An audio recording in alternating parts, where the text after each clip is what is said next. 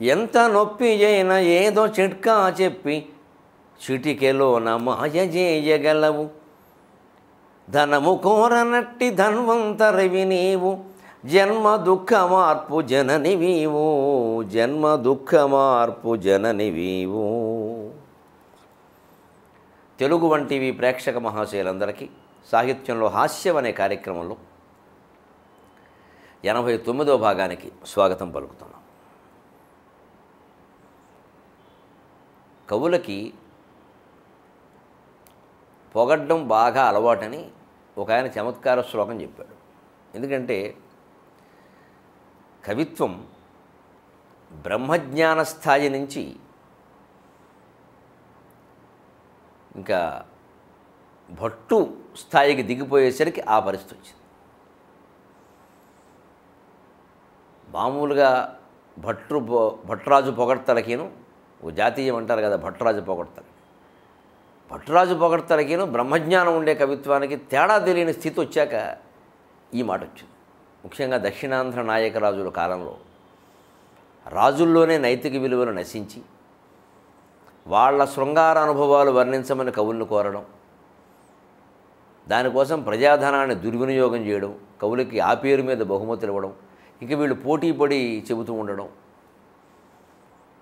అక్కడి నుంచి ఆ ప్రియురాలు భార్యల మధ్యలో కూడా పోటీలు, వాళ్ళు తిట్టుకోవడం, ఈ దరిద్రం అంతా తీసుకొచ్చి సాహిత్యంలో పెట్టారు. దక్షిణాంధ్ర నాయకరాజుల యుగంలోనే జరిగింది. కొంత మంచి సాహిత్యం వచ్చిన క్షీణదశ అప్పుడే పట్టిందండి. కవిత్వం యొక్క అంతిమ స్థాయి ఆధ్యాత్మికత అనేది పోయి కేవలం రాజుల్ని ఆనందింపజేయడమే స్థాయి అనే దుస్థితి వచ్చింది. అప్పుడు అడ్డమైన వాళ్ళని ఈ కవులు ఊరికే పొగుడుతూ ఉంటే తట్టుకోలేక ఒకడన్నాడు, నా కారణమపేక్షంతే కవయస్తోతు ముద్యతాక, నా కారణమపేక్షంతే కవయస్తోతు ముద్యతాక, కించిదస్తువతాం తేషాం, కించిదస్తువతాం తేషాం జిహ్వా పురపురాయతే, కించిదస్తువతాం తేషాం జిహ్వా పురపురాయతే. కవులకి పొగడ్డానికి ఒక ప్రత్యేకమైన కారణం ఏమి అక్కర్లేదండి. ఈయన్ని ఎందుకు ఇలా పొగుడుతున్నామని అడగకూడదు. ఎందుకంటే పొగడకపోతే వాళ్ళ నాలుక దురద పెట్టేస్తూ ఉంటుంది. వాళ్ళకి పొగడాలి ఎవడో ఒకటి. అలా ప్రవర్తించారన్నమాట హీనంగా. ఇమ్మనుజశ్వరాధములకిచ్చి పురమ్ములు వాకనమ్ములు సొమ్ములు గొన్ని పుచ్చుకొని సొక్కి శరీరము వాసి కాలుచే సమ్మిట మాటలన్బడక సమ్మతిన హరికిచ్చి చెప్పే ఈ బమ్మెర పోత రాజకుడు భాగవతంబు జగద్ధితంబుగన్ అని చెప్పిన 15వ శతాబ్దపు కాలానికిను వాళ్ళ ఉంపుడు గత్తెల్ని వీళ్ళ మధ్యలో జరిగిన రాసక్రీడల్ని వర్ణిస్తూ చెప్పిన దక్షిణాంధ్ర నాయకరాజుల కాలం నాటి సాహిత్యానికి తేడాను గమనించండి. అప్పుడు పుట్టింది ఈ మాట. ఆయన ఏదో పొగడమనగానే పొగడడం, మనకి ఇష్టం లేకపోయినా సరే ఆత్మవంచన. సర్వస్వతంత్రంగా ఈ రాజులు నేను పొగడను, నాకేం అవసరం లేదు, వాళ్ళు ఏవో ఇస్తారు అవి పుచ్చుకుంటాం. ఏమిటి వాళ్ళు ఇచ్చిన డబ్బుతో ఏది ఆగుతుంది? వృద్ధాప్యం ఆగుతుందా? మరణం ఆగుతుందా? యమధర్మరాజు రావడం మాంతాడా? ఎందుకంటే భగవంతుడికి అంకితం ఇస్తే అప్పుడు కూడా వృద్ధాప్యం ఆగకపోవచ్చు, మరణము ఆగకపోవచ్చు. కానీ నా జీవితంలో గొప్ప సంతృప్తి ఉంటుంది. నేను మరణించినా ఏం భయం లేదు, నేను మరణించను, అసలు మరణిస్తున్నది నేను కాదు అనే గొప్ప తత్వం నాకు తెలుస్తుంది భగవద్ అంకితం చేస్తే. జీవితం అంతా హాయిగా బతుకుతాం, నిర్భయంగా, నిస్సంకోచంగా, నిష్కల్మషంగా. పసిపిల్లని మీరు గమనించండి. పాము అని మీరు చెప్పకపోతే పామును పట్టుకుంటాడు వాడు, తెలీదుగా అపకారం చేస్తుందని పట్టేసుకుంటాడు. కులమత భేదాలు ఉండవు, అందరితో కలిపి ఆడుకుంటారు పిల్లలు. మనమే విడదీస్తూ ఉంటాం, వాళ్ళతో మనం ఆడకూడదురా, వాళ్ళు లోయర్ క్లాస్ పీపుల్ అంటూ ఉంటాం మనకి. ఇక ఎక్కడి నుంచి వాడికి ఏదో బయలుదేరింది కడుపులో. బతికినంతకాలం పసిపిల్లాళ్ళ నిష్కల్మషంగా బతకాలి, చచ్చిపోతే వీరుళ్ళ చచ్చిపోవాలి, భయపడుతూ చావకూడదు. అందుకని ప్రత్యేకించి ఈ మాట చెప్పారు. ఆ కవులకి బమ్మెరపోతన కాలం నాటి ధీరత్వ దశ నుంచి దక్షిణాంధ్ర నాయకరాజుల కాలం నాటి భీరుత్వ దశలోకి వచ్చారు. మేము పొగడపోతే ఏమైనా చేస్తాడేమో, జైల్లో పెట్టినా మాట్లాడిన వాళ్ళు ఉన్నారు, అన్నమాచార్య లాంటి వాడు. సాడువు నరసింహరాయలు నా మీద కీర్తన రాయంటే నరహరి కీర్తన నానన్న జిహ్వ ఉరుల నుతింపగ ఓపదు జిహ్వ. భగవంతుని కీర్తించడానికి అలవాటు పడిన నాలుక నీలాంటి భ్రష్టులను కీర్తించదు పో అని చెప్పి కొంతకాలం జైల్లో పెట్టాడని. పెట్టుకో, జైల్లో కూడా నారాయణ కీర్తనలు రాశాడు. నారాయణుడు జైల్లో పుట్టాడు, ఏమిటంటే గొప్ప భయపడేది జైలుకి. భగవంతుడే చెరసాల్లో పుట్టాడు. అంత ఆత్మాభిమానం కలిగిన కవులు ఉన్నారండి తెలుగులో. ఓ పక్క ఆ వర్గం అలా ఉండగా ఓ పక్క ఈ వర్గం. అందుకే ఒళ్ళు మండ కూడా అన్నాడు, బే ఈ కవులకు అసలు వేరే కారణం అపేక్షంతే కవయగ స్తోతుముద్యత. వాళ్ళు పొగడాలనుకుంటే ఎవరినైనా పొగుడుతారండి. కాణా కమలపత్రాక్ష కదర్య కల్పశాఖిన కాతరా విక్రమాదిత్య కవిదుర్గోచరం గత. ఆ మెలకం ఉన్న వాళ్ళు కూడా మెనక అంటారండి, వాడు అనుకుంటే అంటారండి. కదరయ్య కల్పశాఖిన పిజులు కొట్టువాడు ఉంటారు, వాడు కూడా కల్పవృక్షం లాంటి వాడు. వాడు ఎవడికి రూపాయి ఇవ్వాల, వాడు కల్పవృక్షం అంటారు. కాతరాహ విక్రమాదిత్య, కాతరాహ అంటే భయపడేవాడు, పిల్లిని చూస్తే పరిగెట్టేవాడు ఉంటాడు భయపడి. వాడిని విక్రమార్కుడు అండి, అబ్బా అక్రమార్కుడు కాదు, ఇలా పొగిడించారు. పైగా వీళ్ళ ముందు రాముణ్ణి, భీముణ్ణి, దేవేంద్రుణ్ణి వాళ్ళని తక్కువ చేసేసారు వీళ్ళ దొంపదగా. నీ ముందు బ్రహ్మదేవుడు పనికిరాడు, విష్ణువు పనికిరాడు. ఉన్నాడని లేకపోలేదు. ఇప్పుడు మలిక్ ఇబ్రహీం అని ఒక ఆయన ఉన్నాడు, ఆయన మంచివాడు, బాగానే ఏదో సేవ చేశాడు. కానీ ఇంకా సూర్యుడు పనికిరాడు, చంద్రుడు పనికిరాడు, ఇంద్రుడు పనికిరాడు, మలికిభరాముడే రాజు అని. ఏమిటది? మలికిభరాముడు ఎంత గొప్ప రాజు అయినా రాముడి కంటే గొప్ప రాజు అవుతాడా? సూర్యుడి కంటే గొప్పవాడు అవుతాడా? చంద్రుడి కంటే గొప్పవాడు అవుతాడా? పొగిడమే. ఈ వ్యవహారాలు చూసే కించిదస్తువతాం తేషాం. అసలు ఈ కవులకి ఎవరిని పొగడకపోతే అస్తువతాం అంటే, స్తువతాం అంటే పొగిడేవాడు, అస్తువతాం పొగడకపోతే జిహ్వా పురపురాయతే.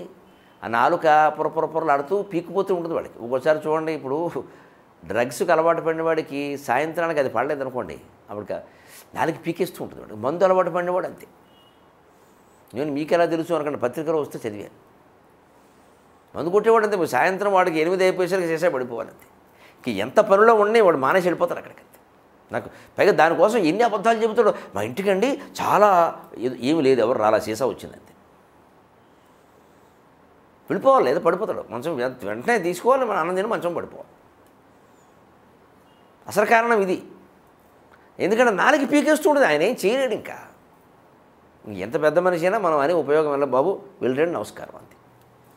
ఎందుకంటే ఇప్పుడు ఉన్నా కూడా పాడు చేస్తాడు అనవసరంగా. ఆ యావత్తు ఆ కోరిక తీరలేదని ఇది పాడు చేస్తాడు. ఇక్కడ యజ్ఞమో యాగమో సభో సాహిత్యం ఏదో జరుగుతుంది, ఇది పాడవుతుంది. అందుకని వారిని వెళ్ళమండమే మంచిది, మనం సుఖంగా నడుపుకుంటాం. జిహ్వా పురపురాయితే. మద్యపాన వ్యసనానికి ఉన్నవాడు, మత్తు మందులకు అలవాటు పడినవాడు ఎలాగైతే నాలుగు పీకేస్తూ ఉంటుందో, ఎవరిని పొగడకపోతే కవులకు కూడా అలాగే పీకేస్తూ ఉంటుందేమోనండి బహుశా అన్నాడు. ఎంత కడుపు మంట ఎత్తితే ఎంత చమత్కారంగా చెప్పుంటాడో చూడండి. అందుకే కవులైన వాళ్ళు, పండితులైన వాళ్ళు, ఉపాధ్యాయులుగా ఉండేవాళ్ళు ఆత్మాభిమానంతో బతకాలి. వారిని వీరిని పొగడడానికి కాదు భగవంతుడు మనకు వాక్శక్తి ఇచ్చి ఆత్మజ్ఞానాన్ని కలిగించడం. నువ్వు పొందు 10 మందికి కలిగించు. మంచివాళ్ళని మెచ్చుకోవచ్చు, మెచ్చుకోవడం వేరు, పొగడడం వేరు. డబ్బులు ఉన్నాయి కదా అని ప్రతివాడిని పొగడడం. వాడు ఏదో రేపు ముఖ్యమంత్రి అవుతాడేమో, మనకి ఏదైనా ఇస్తాడేమో, వాడు అయితే కదా మనకి ఇచ్చేది. ఇప్పుడు అయినా ఇస్తాడని ఏమిటంట. ఇప్పుడు ఇంత ప్రయత్నం చేస్తారని వీడు కంచి గరుడ సేవలాగా చివరికి అంత ప్రయత్నం విఫలం అవుతుంది చివరికి. అప్పుడు వీళ్ళే అనుకుంటారు అనవసరంగా పొగడం, పనికి మనం ఈ పొగిడేది వాడిని పొగిడి మళ్ళీ ఇంకోటి మీదకి వెళ్ళింది. అంతేగాని అందరికీ మూలమైన శ్రీమన్ నారాయణమూర్తిని కీర్తిద్దామని మనకు అనిపించదు. అందుకే ఈ చమత్కార శ్లోకం. ఇంకో మాట,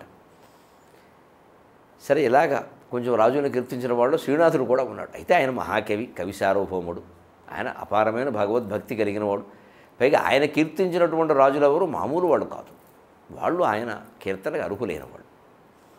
ఆ శ్రీనాథుడికి ఓ లక్షణం, జీవితంలో తనకి తారసపడిన ఏ మనిషి మీద పద్యం చెప్పకుండా శ్రీనాథుడు వదల. ఏ ఘట్టం, ఏ దృశ్యం, ఏ మనిషి. ఓ అందమైన అమ్మాయి, ఓ కొట్టు మీద కూర్చున్న శెట్టి గారు, ఓ తమలపాకులు రాసిస్తున్నటువంటి సుందరాంగి, ఓ నీళ్ల బిందె మోసుకొస్తున్నటువంటి అమ్మాయి, మధ్యలో ఒకవాడు జారి పడితే అది మరీ అందం. ఆవిడేమో జారిపడింది, దీనికేమో అందం. అలాగే రకరకాల ఓ చేపలు పట్టేటువంటి వల విసిరిన మొగాడు, ఓ ఓ కమ్మరం పనివాడు, ఓ కుమ్మరం పనివాడు, వీళ్ళందరి మీద పద్యాలు చెప్పాడు శ్రీనాథుడు. ఆయనకి ఆ రసదృష్టి ఎక్కువ. ఆయన ఒకసారి ఎక్కడో అరుగు మీద కూర్చుని ఉంటే ఆ ఊరు గుళ్ళో పూజారి గారి కోళ్ళు నీళ్ల మీద ఎట్టుకెడుతూ జారింది. పైగా ఈ పూజారుల్లో ఒక ఆచారం ఏముంటుందని వాళ్ళు చెరువులో స్నానం చేసేసి ఆ తడి బట్టలతో నీళ్లు పట్టుకొస్తారు. ఇదో వీర్రాచారం. అంత అవసరం లేదు నిజానికి. అందుకే జలుబులు చేసేసి రోగాలు వచ్చేస్తుంటాయి. ఇదంతా ఓవర్ యాక్షన్. ఇంకా వారి ఇంట్లోనండి నిప్పులు కడిగేస్తారు. నిప్పులు కడగడం ఏమిటి వేరే మాట. నిప్పులు కడిగి మాకు ఒక ఆవిడ ఉండేది, మాకు తెలిసిన ఆవిడ. కొట్టులోంచి పంచదార పట్టుకొస్తే మనవాడు పంచదార నీళ్ళలో పోసేది. ఎందుకంటే ఆచారం వాడెవడో ముట్టుకున్నాడని పంచదార నీళ్ళలో పోస్తే పంచదార మొత్తం కరిగిపోయేది. పంచదార ఇప్పుడు నీళ్ళు పోసేసి మళ్ళీ నీళ్ళు వచ్చేసి పంచదార ఎండబెట్టేది. ఇంకేముంటుంది ఎండబెడితే. ఏం పని మా అమ్మ అంటే ఊరుకో అనేది అంతే. ఇప్పుడు పంచదార మీద నీళ్ళు పోయి పెట్టమ్మా అది అంతే. ఇంకొక ఉంటుంది, నేను చూడలేదు కానీ విన్నాను, నవ్వుకున్నాను. బయట న్యూస్ పేపర్ వేసి ఎడతాడు కదా, దాని మీద నీళ్ళు పోసేది. ఆ పేపర్ మొత్తం పచ్చరైపోయింది. అలా ముట్టుకోకూడదు మనం. విన్నాడు అన్నీ చదివేస్తాం. ఆయన మనవాడితోటి అమ్మ అలా చేయొద్దే, వాడు కేసు ఎడతాడు. నన్ను అస్పృశ్యుడిగా చూస్తారు. నా పేపర్ అబ్బాయి కేసు ఎడితే పరిస్థితి ఏంటి? ఇప్పుడు ఈ ముసలామిని పట్టుకెళ్ళి జరసాల్లో వేసేస్తారు. ఈ మనవడు పాపం యువకుడు చెప్తే విందో. ఈ పాపం ఈ ముసలావిడ మీద ప్రేమ ఏం పెద్ద ఆవిడ కదా. అప్పుడు వాళ్ళ బుర్ర అలవాటు పడిపోయింది. అలాంటి వాళ్ళని మనం అర్థం చేసుకోవాలి కానీ కేసులు పెట్టేయకూడదు. వాళ్ళు ఏదో ఒక వాతావరణం అలవాటు పడిపోయారు. ఇప్పుడు ఈ వయసులో 90 ఏళ్ళ వయసులో వాళ్ళు మారరు. ఇంకా వాళ్ళు మార్చడం కూడా అనవసరం. రేపు మాపు పోయేవాళ్ళని మనం మార్చేది ఏమిటండి? అదో చేదస్తమని సానుభూతితో అర్థం చేసుకోవడం, వెళ్ళిపోవడమే. అలాగే న్యూస్ పేపర్ మీద నీళ్లు పోసేస్తే పేపర్ ఎలా చదువుతాం? ఇలా ఉంటాయి కొన్ని. అలాగే పూజారి గారి కోళ్ళు కూడా శుభ్రంగా స్నానం చేసేసి తలారా మళ్ళీ బిందె ఇలా పెట్టుకుని వస్తుంటే మరి అసలు ఏమంటే మరి సినిమా నట్లు అర్ధనగ్న వేషం కాదా ఇది? పైగా తడిసి మోపిడయింది ఒళ్ళు. మరి అందరికీ ప్రదర్శన కాదా? మళ్ళీ మాకు ఆచారం, మాకు సాంప్రదాయం. ఇప్పుడు ఏమైంది ఈ ఆచారం? అందుకని ఇంతకీ ఆవిడ కర్మగాలి శ్రీనాథుడు కంటపడ్డమే కాకుండా జారిపడింది. తడి బట్టలతో వస్తుంటే మరి ఆ తడికాళ్ళు ఎక్కడో జారింది. ఏదో పేడేసి ఉంటుంది, దాని మీద కారేసింది, పొరపాటు ఆచారానికి తగినట్టు జారింది. వెంటనే ఆ నీళ్ళ మీద ఒంటి మీద పడింది. ఇంకా బజార్ అంతా చూడడం. దాని మీద పూజారి వారి కోడలు తాజారగా బిందె జారి దబ్బున బడియన్. పూజారి వారి కోడలు తాజారగా బిందె జారి దబ్బున బడియన్. మైజారు కొంగు దడిసెను బాజారే తిరిగి చూచి పక్కున నవ్వెన్ అని పద్యం చెప్పాడు. ఈయన కంటపడ్డం ఆవిడ అదృష్టమా దురదృష్టమా? చిత్రం ఏంటంటే ఎంత పద్యం చెప్పగలేచి, ఎంత మంచి పద్యం చెప్పావో మా ఇంటికి రా అందిట ఆవిడ. ఏమీ అనకుండా. చాలామంది ఇలాగే ఉంటారని ఆడవాళ్ళు, వాళ్ళకి ఇష్టం, వాళ్ళు సరదా ఇలాంటివి చెప్పడం. ఇంకోటి అర్థం చేసుకోవాలి, ఇంతకు మించి కల్మషమైన ఆలోచన శ్రీనాథుడి మనస్సులో ఉండదు. మనం కవిని అపార్థం చేసుకోకూడదు. అది సరస్సు దృష్టి అంతే. ఒక సరదా అయిన ఘట్టం వాడు జరిగినప్పుడు ఏదో చెప్తాడు పద్యం, ఇంకా అదే ఏదో ఆయనకి ఏదో అక్రమ సంబంధాలు ఉన్నాయి అనేకూడదు. అలా తప్పదు. ఆయన అటువంటి వాడు కాదు. ఈశ్వరార్చన కళాశీలుడు, బ్రాహ్మీదత్త వరప్రసాదుడు, బ్రహ్మాండాది నానా పురాణ విజ్ఞాత, మహత్తరమైన శాస్త్రజ్ఞానం కలిగిన వాడు. పోని పొరపాటును ఒకరిద్దరితో ఉన్న మనకేమిటంటే వాళ్ళకి ఇష్టమైంది, ఆయనకి ఇష్టమైంది, మనకెందుకు గొడవ? ఇప్పుడు మనం దాన్ని 70 ఎంఎంలో చూడాలి ఏమిటి ఈ విషయాన్ని? ఆయన ఎవరిని మనభంగం చేయలేదు, అత్యాచారం చేయలేదు, బలవంతం చేయలేదు. ఏం ఉంటే ఉన్నాయేమో 2, 3 వారికి ఇష్టమైంది, ఆయనకి ఇష్టమైంది, వదిలిపోయింది ఆ గొడవ. ఇప్పుడు మనం అవన్నీ కూపీలాగా ఏదో పెద్ద కృష్ణదేవరాయల యొక్క కన్నడి కూడా తెలుగువాడా అన్నంత గొప్పగా తెలుసుకోవాలంటే ఈ విషయాన్ని. కొందరికి అదో ఆసక్తి. శ్రీనాథుడు అనగానే ఆయనకి అనేదో మొదలెట్టడం. ఆయన కావ్యాలు మనకు అక్కల, ఆయన పద్యాలు మనకు అక్కల. ఇంత సరదాగా పూజారి వారి కోడలు తాజారగా, పూజారి గారి కోడలు జారేసరికి బిందె జారి దబ్బున పడి, మరి ఆవిడ జారితే బిందె జారదు. ఆ బిందె నీళ్ళు కూడా తాజాగా ఒంటి మీద పడ్డాయి. అప్పుడు ఒళ్ళు మరింత మెరుస్తోంది. ఇదివరకు స్నానం చేసినప్పుడు వేరు, కాస్త నడిచి రావడంలో కొంచెం ఒళ్ళు ఆరిపోయి ఉండొచ్చు. ఇప్పుడు మళ్ళీ తడిసింది, ఇంకా చూడొచ్చు హాయిగా. మైజారు కొంగు దడిసెను, బయట కొంగు కూడా జారిపోయింది, అది తడిసిపోయింది. జారింది తడిసింది, ఇంక చెప్పేది ఏమిటి కుర్రకారకి? బాజారే తిరిగి చూచి పక్కున నవ్వెన్. మడి ఆచారం వ్యవహారం అంతా మా అంటగలిసింది. 10 మందిలో పడింది వ్యవహారం అని అందరూ బజారు చూసి ఏమిటో ఇలా నవ్వారు. ఒక్కోసారి మనం ఆచారాలను అతి చేస్తే ఇలా ఉండే ఆవిడ పొడి స్నానం చేయకుండా పొడి బట్టలతో వచ్చి ఉంటే ఇలా జరిగేది కాదు. ఇంటి దగ్గర స్నానం చేసి శుభ్రమైన చీర కట్టుకుని వెళ్ళి చెరువు నీళ్లు తెచ్చుకుందుకు వెళ్ళేది. ఓ 2 బిందెలు నీళ్లు తెచ్చుకుంటే వచ్చి రాష్ట్రాలు అక్కడ స్నానం చేయడం ఎందుకు అందరూ చూసేలాగే. ఇలా కొంతమందికి ఉండేవండి. దాని మీద ఇటువంటి సరదా పద్యాలన్నీ పుట్టాయి. ఇది కేవలం మనం సరదాగా సరసంగానే తీసుకుని జీవితంలో కవి అనేవాడు ఇంటా బయట కూడా రకరకాల సందర్భాలు మన కంటికి కనబడుతుంటే ఏవో పద్యాలు చెబుతాడు. కవి ధర్మం అది. ఆ కవి భార్య, కవి పిల్లలు, కవి బంధువులు కూడా వాటిని ఆ సరసంగా అలాగే తీసుకుని ఆనందించాలి. కానీ ఇంకా కవికి లేనిపోని సంబంధాలు అంటకట్టకూడదు. నిజానికి అటువంటి మహానుభావులు లేకపోతేనండి మంచి పద్యాలు మనకు వచ్చి ఉండేవి. రాళ్ళపల్లి అనంతకృష్ణ శర్మ గారిని అద్భుతమైన విమర్శకుడు.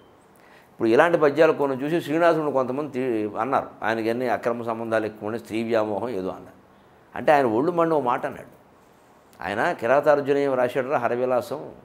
మరి శివుడు నెత్తి మీద అర్జునుడు ధనుస్సుతో కొడితే ఆ దెబ్బకి గంగానది ఏమైందో, చంద్రుడు ఏమయ్యాడు, పాము ఏమైందో అవన్నీ పద్యాలు రాశాడయ్యా. కర్రకు వెంట్రుకలలో పరచు మందాకిని సుకుమార దేహము సృక్కబారే నెట్టి ఎంబుగ బిగ్గ జుట్టిన పెనుపాము బిగియూడి నొసలిపై డిగగ జారే అలిక నేత్రపు చిచ్చుడు అళికపు జ్యోతి రెప్పల సందున నిప్పులు మిసే.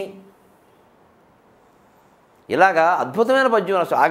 అగజ బెగడుందే ప్రమథులు బెగడు గుడిచిరి, అగజ భయమందే ప్రమథులు బెగడు గుడిచిరి, ఉపనిషత్తులు ఘోషించే నొక్క పెట్ట కాలకంఠుని మౌడి శృంగాటకమున గాండివంబున తాడింప పాండవుండు. ఇంత అద్భుతమైన పద్యం రాశాడు. గంగానది సుకుమార దేహం సుక్కబారిపోయిందిట. అవతంస కుసుంబుగా ఉన్న చంద్రుడు బ్రహ్మకపాల రంధ్రమున దూరే. ఈ పైన ఇక నెత్తి మీద పువ్వులా ఉన్నాడు ఆయన. ఆయన బ్రహ్మకపాలం పుర్రె ఉందిట, దాని రంధ్రంలో దూరిపెట్టాడు. చంద్రుడు ఇలా వంకరగా ఉంటాడు, ఆ పుర్రెకు ఓ రంధ్రం ఉంటుంది, ఆ రంధ్రంలో ఇలా దూరిపెట్టారు. ఎంత అద్భుతమైన ఊహ సార్ అది. నిట్టియంబుగా బిగ్గ జుట్టిన పెనుపాము బిగియూడి నొసలిపై డిగగజారి. ఈ జుట్టుకి ముడిగా ఓ పామును ముడిపెట్టాడు. అది ఆ బిగి ఊడిపోయి ఇలాగ నొసలి మీదకి ఇలా వచ్చి కంటి మీద నుంచి పాము ఇలా కనపడుతుంది. ఎంత అద్భుతమైన దృశ్యం.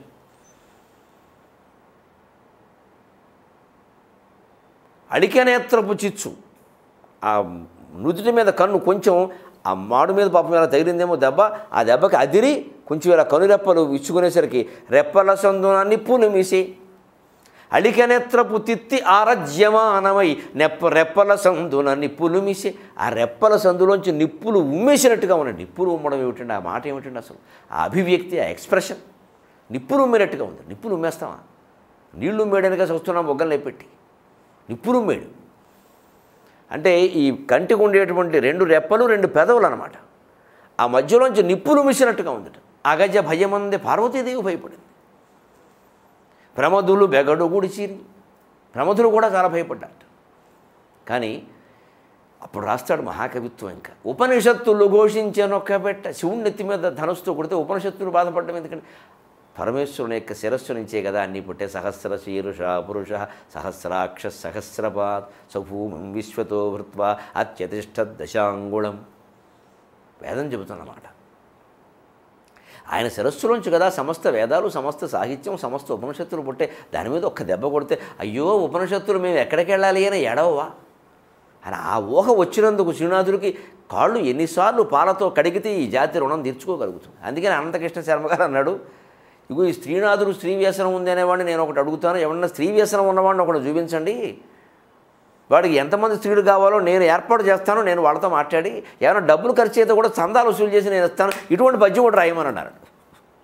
ఇంత అందమైన పద్యాలు మనం రాయలేం, కానీ స్త్రీ వ్యసనానికి పాల్పడగలం. దానికి ఏమో మొగతనం చాలు, ఇంకేం అక్కర్లేదు. మరి కవిత్వం కావాలంటే చాలా ఉండాలి. ఇది మనం నేర్చుకోవాలి మహాకవుల్ని విమర్శించే ముందు.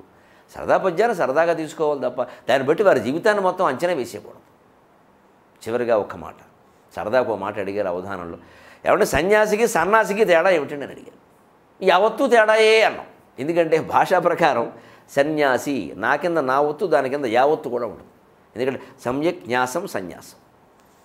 సత్పదార్థమునందు సత్ న్యాసం సన్యాసం. సత్పదార్థమునందు దృష్టి ఉంచడం సన్యాసం. ఇది విడిచిపెట్టడం కాదు. భగవంతుని యందు దృష్టి ఉంచితే మిగిలినవన్నీ అప్రయత్నంగా వదిలేస్తాం. కృష్ణుడు బొమ్మ చెక్కామన్నారు. జనం కృష్ణుడు బొమ్మ చెక్కలేదు, కృష్ణుడు కానిదాన్ని చెక్కేసారు, అందులో నుంచి మిగిలింది కృష్ణుడు. ఒక శిలా విగ్రహంలో కృష్ణుడిని చెక్కుతున్నామంటే కృష్ణుడు మన మనస్సులో ఉన్నాడు. కాబట్టి ఆ చెక్కేటప్పుడు కృష్ణుడిని ఒక దృష్టిలో పెట్టుకుని మిగిలింది చెక్కేసాం. కానీ మనం అమాయకత్వంతో ఏమంటున్నామంటే కృష్ణుడిని చెక్కేసామన్నాం, కృష్ణుడిని చెక్కల, కృష్ణుడు కానిదాన్ని చెక్కాం, మిగిలింది కృష్ణుడు. అలాగే ఈ జగత్తులోంచి భగవంతుడు కానిదాన్ని చెక్కాయి. నేతి నేతి నేతి నేతివాదం అంటారు దీన్ని. ఇది కాదు, ఇది కాదు, ఇది అది భగవంతుడు కాదు, ఇది నశిస్తుంది, ఇది భగవంతుడు, మొత్తం జగత్తు తీసేయవలసింది. అప్పుడు ఖచ్చితంగా నీకు అంతరాత్మ దర్శనం అవుతుంది. అంత గొప్ప సిద్ధాంతం ఉంది. అందుకని సత్పదార్థము న్యాసం. దీంట్లో సన్యాసిలో మరి కొంతమంది సన్యాసి అంటారు, నిజానికి పలకలేక అంటారు. సన్యాసి అని నాకింద నా ఒత్తు యావత్తు పలకల, కొంతమంది సన్యాసి వాళ్ళు వచ్చారంటారు. ఏదో చివరికి అది ఏమైంది, సన్యాసం పుచ్చుకునేవాడు కొంతమంది పూర్వం భార్య మీద కోపం వచ్చి సంసారం భరించలేక అప్పులు ఎగ్గొట్టేయడం కోసం సన్యాసం పుచ్చుకునేవాడు. వాడిని సన్యాసి అనేవారు ఒళ్ళుమండి. అందుకే మన సన్యాసికి తేడా ఏమిటంటే యావత్తు తేడాయే అన్న. అంటే మొత్తం చాలా తేడా ఉంది. యావత్ పదార్థం, యావత్ జనం అంటారు, యావత్ ప్రజానేకం అంటారు. 50 మంది అనకూడదు, అది తప్పు. యావత్ ప్రజానేకం అన్నారు.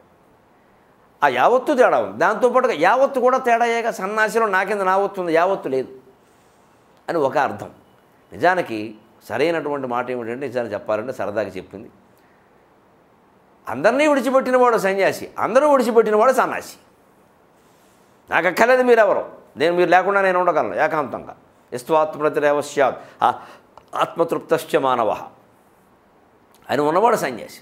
కొంతమంది అందరూ విడిచిపెడతారు, వీడు పనికిరాడు పోనీ, వాడు ఉంటే ఎంత, ఇంట్లో పోతే ఎంత, ఎవరికి కావాలి, వాడు సన్యాసి. ఇంత తేడా ఉంది. యావత్తు తేడాయే అంటే అర్థం అది మొత్తం తేడాయే. అందరినీ విడిచినవాడు సన్యాసి, అందరూ విడిచిపెట్టినవాడు సన్యాసి. ఇంత అమృతప్రాయమైన సరదా అయినటువంటి పద్యాలతో పాటుగా అమృతప్రాయమైన విషయాలు వేదాంత వాక్యాలతో ఉన్న తెలుగు భాషలో మనం మాట్లాడదాం. మళ్ళీ వారం కలుద్దాం.